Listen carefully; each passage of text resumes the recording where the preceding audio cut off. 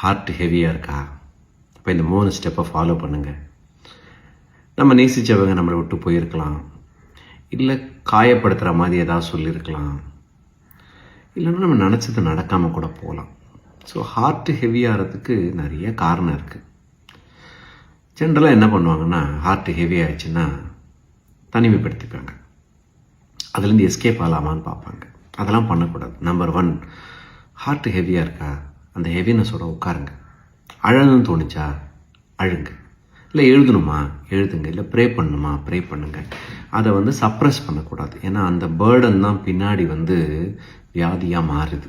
Number 1.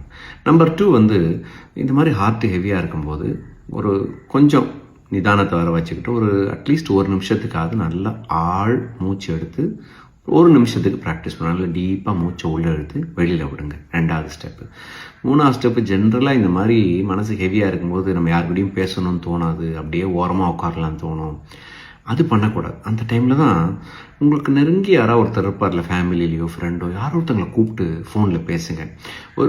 இன்னொரு சக மனிதனுடைய ப்ரெசன்ஸ் கூட இருந்தாலே கொஞ்சம் லைட் ஆகிடும்.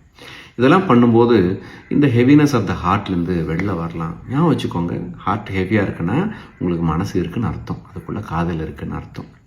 உங்கள் மனசு ஹெவியாக இருந்தால் நீங்கள் எப்படி அதை ஹேண்டில் பண்ணுவீங்க?